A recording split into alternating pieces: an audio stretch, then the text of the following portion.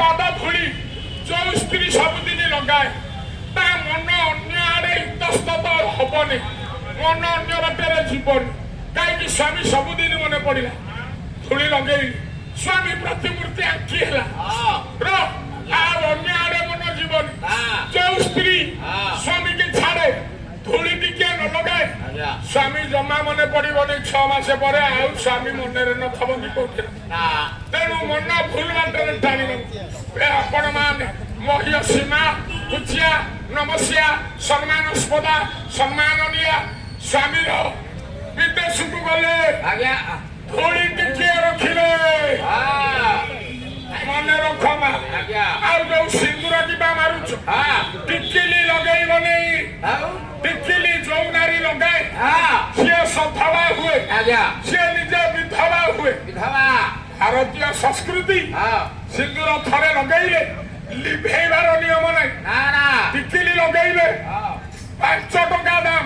ଗାଧେଇବାକୁ ଗଲାବେଳେ ଟିକିଲି ମା ଛଡେଇ ଦଉଛ, ଠାରେ ଟିକିଲି ଗାଧେଇକି ଆଇଲେ ଆସିଲେ ଆରେ ଟିକିଲିଆ। ଥରେ ସିନ୍ଦୁର ବିଧିରେ ବଳା ଲିଭେଇବୁନି।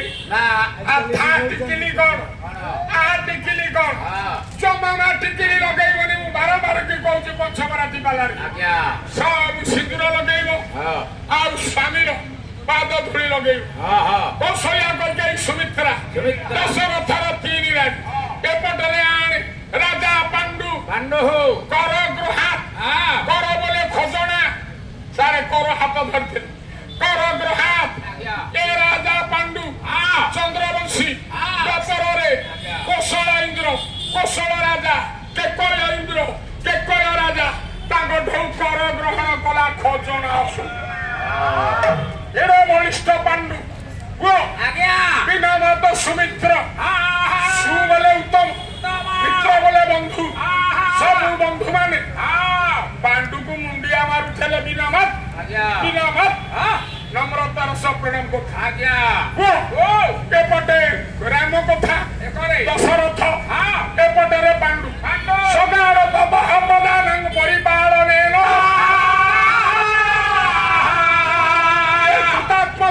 କ୍ଷତି କଦାଚି ମୃଗୟାନୁରୋଧା ସଚୌବନ ଶ୍ରୀ ପ୍ରଯୌବନା।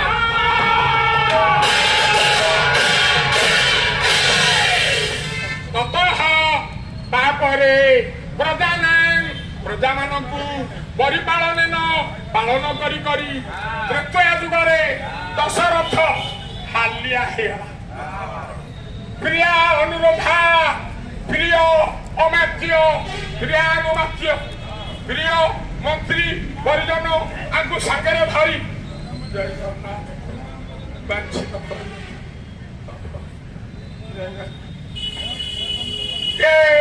ମନ୍ତ୍ରୀ ପ୍ରିୟାନୁବୃତ୍ତ, ପ୍ରିୟ ଅନୁବୃତ୍ତ ଅମାତ୍ୟ ମନ୍ତ୍ରୀ ମାନଙ୍କୁ ଧରି ମୃଗୟାନୁରୋଧା ମାଲୋ ଦଶରଥ ମୃଗୟାରେ ଗଲା। ମନ ଖୁସି କରିବ ପ୍ରଜା ଗଲା ବନାନ୍ତ ଜଙ୍ଗଲ ଭିତରେ ଦଶରଥ ସୈନ୍ୟ ସାମନ୍ତ ନେଇ ଶିକାର କରି ମନ ଖୁସି କରିବ ବୋଲି ଗଲା। ତ୍ରେତୟା ଦ୍ୱାପରରେ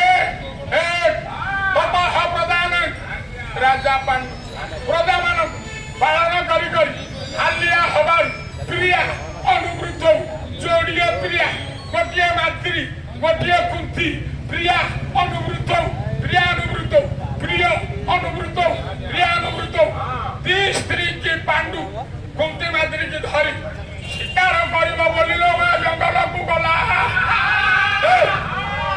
ଏପଟରେ ରାଘବ, ଏପଟରେ ପାଣ୍ଡବ, ତୋମୁଖୀ ଦଶରଥ ଶିକାରକୁ ଗଲା, ପାଣ୍ଡୁ ଶିକାରକୁ ଗଲା। ସଦାର ବୁଦ୍ଧି ସମସ୍ତ କଣ୍ଠେ ବିବର୍ତ୍ତମାନ ଗତ ଧୀର ଭିକ ମୃଗଂ ମାର୍ଗଣ ଲକ୍ଷ୍ୟ ଭୂତ ମନେକର ଜନ୍ମାନ ଋଷି ଚକା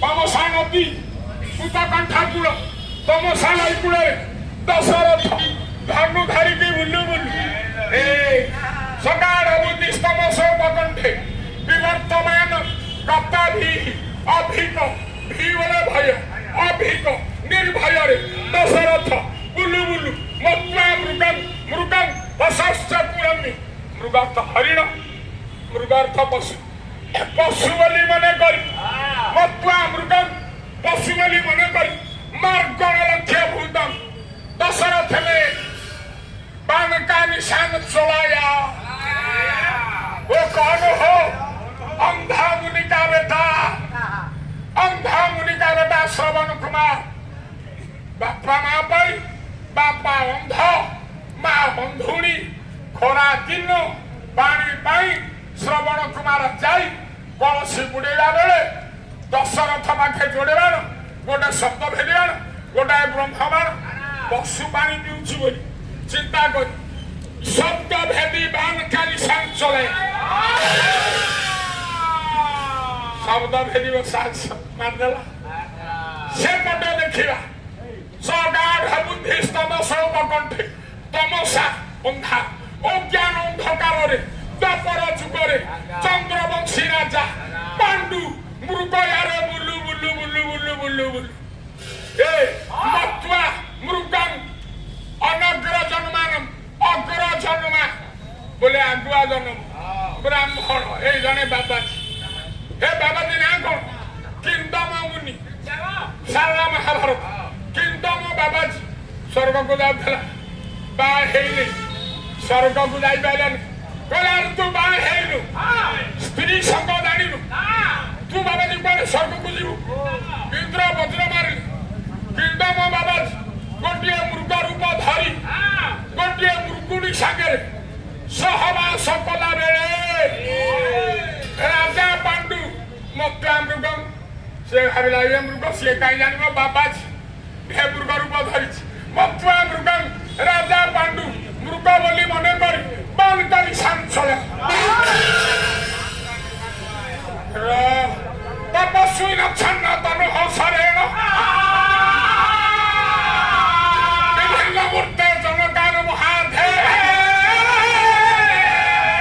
सर्वं सुतपाय निबध मृत्यु क्रियानुवृत कुशलेभ्य